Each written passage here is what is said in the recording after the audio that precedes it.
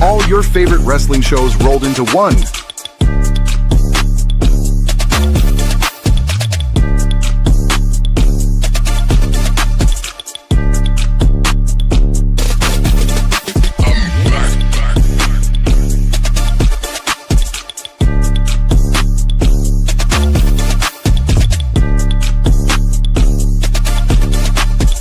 Welcome to the We Book It podcast. Let's start the show.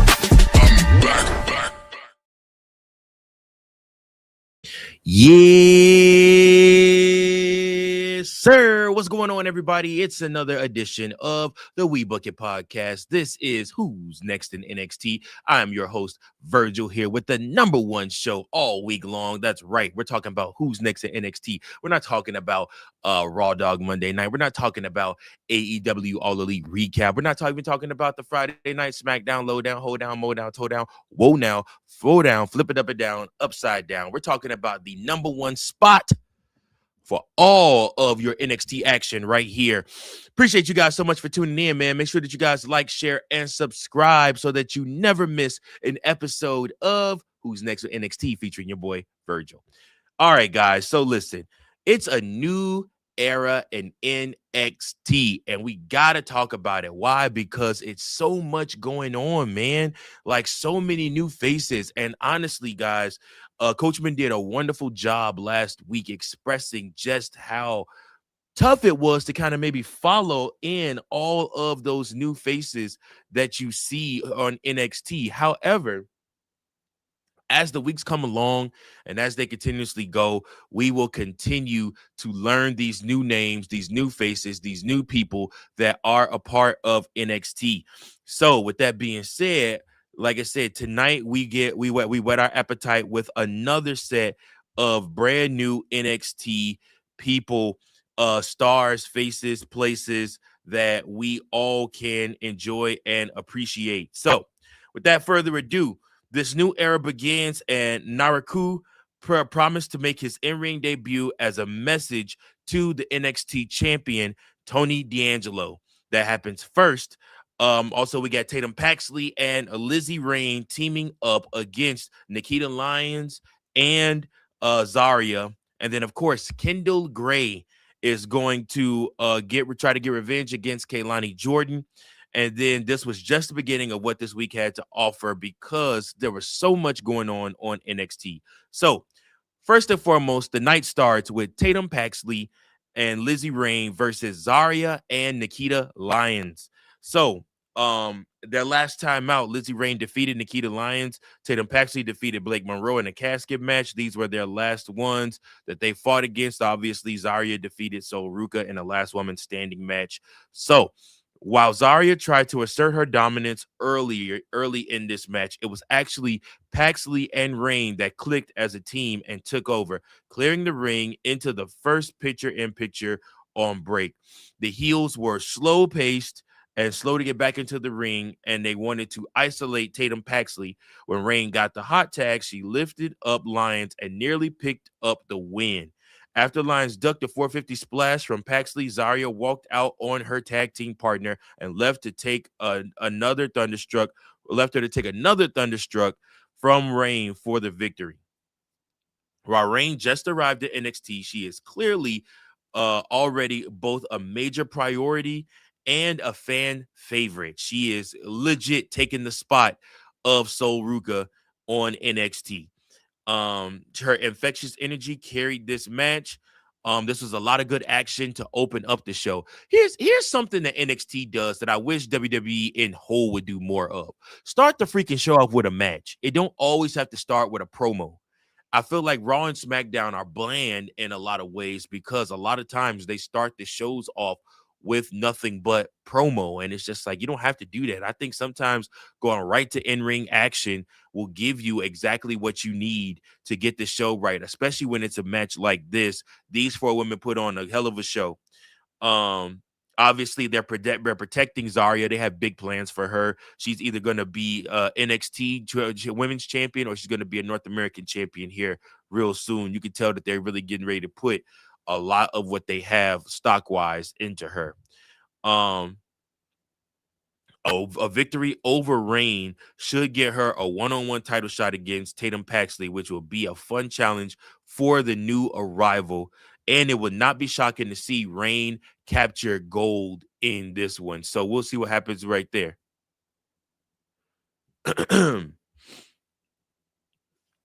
We'll look at Booker T did a good job selling fully why Zarya was in this match under protest, that she did not want to be in tag matches anymore. She's done with the tag matches. She wants to be a main event player. She wants championships. That's what she wants. And so she made it clear this is her goal and this is what she wants.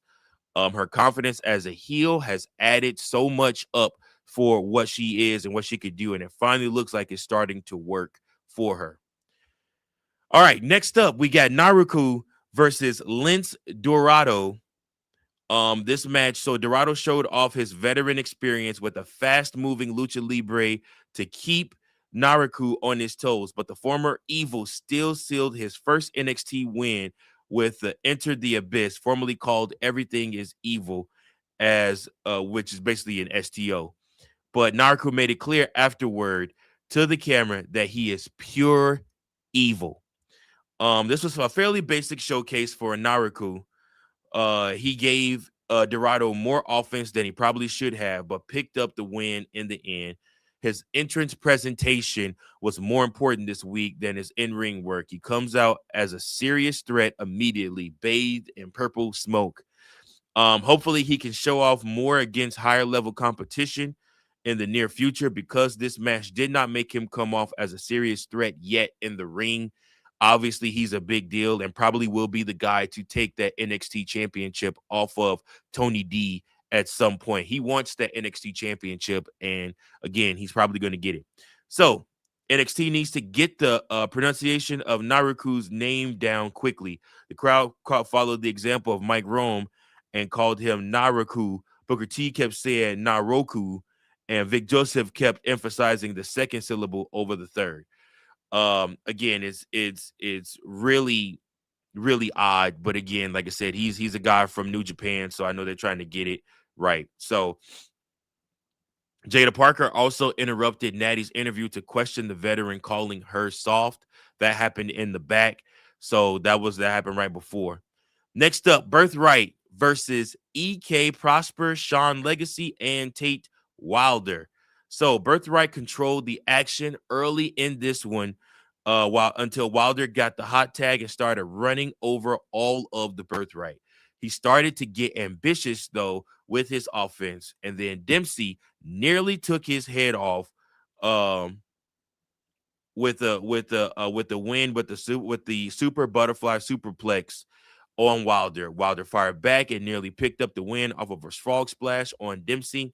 Wilder refused to tag out to Legacy on Proper and missed a moonsault and Stacks and Connors met Wilder's face with a running knees for the victory. So overdone finish hurt a good 6-man sprint, as Wilder had to emphasize that he was an adrenaline junkie who did not play well with others.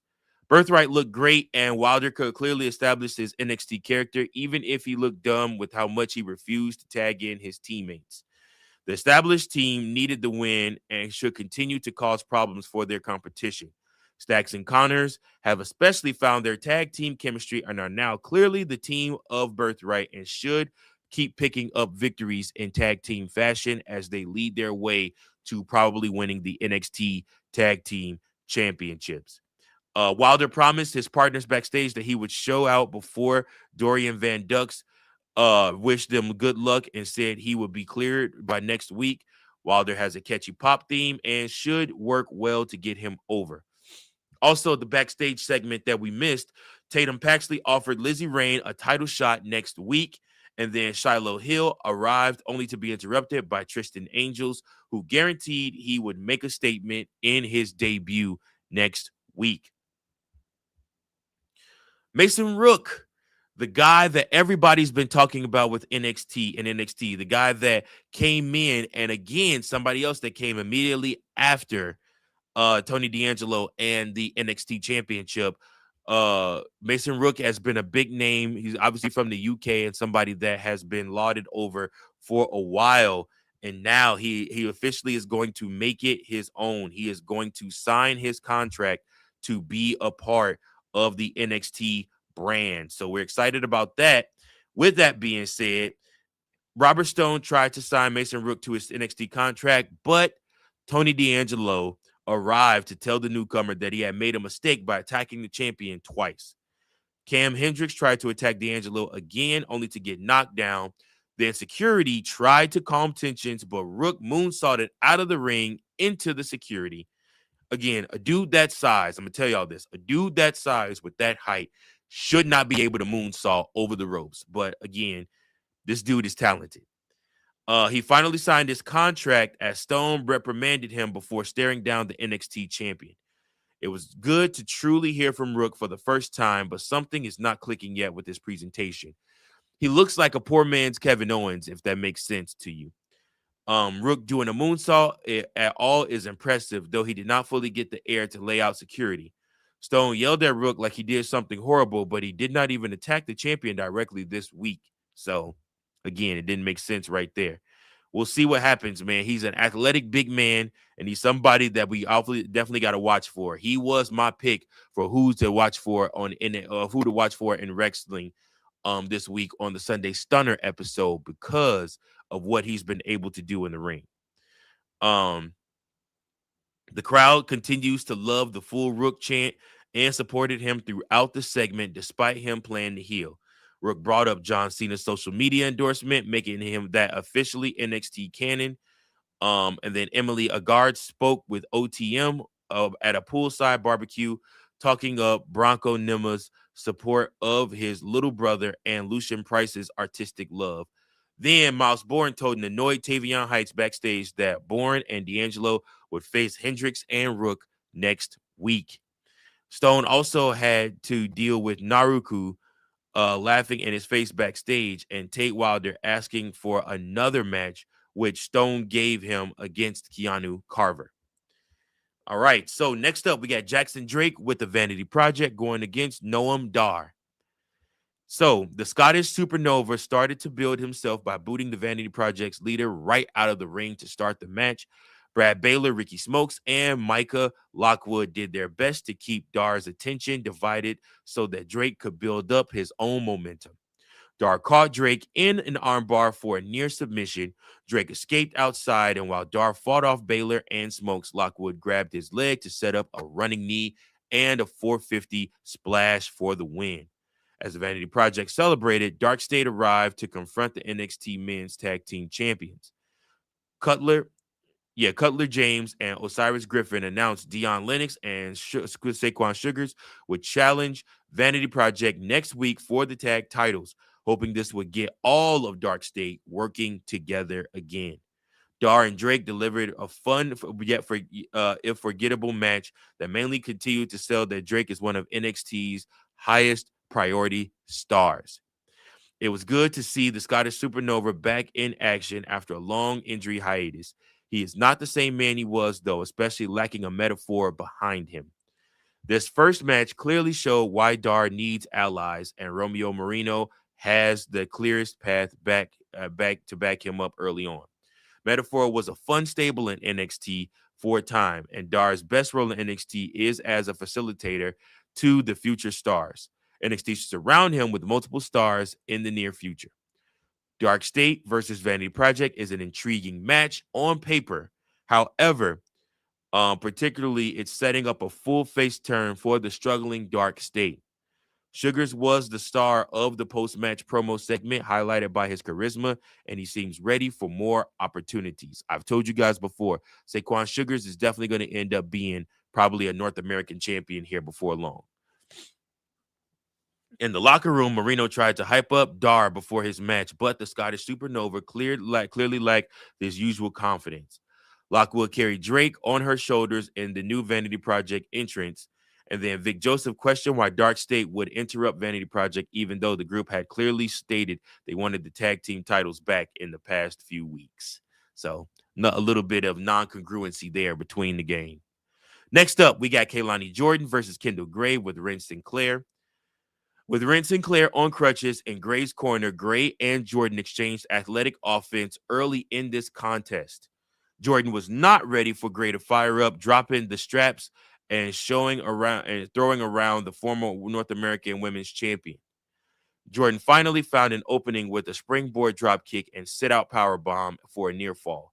Gray caught Jordan mid one of a kind moonsault with an ankle lock. Jordan flipped her away free, only to get caught with an arm bar. When the former champion fought out, she walked into a power slam for a near fall.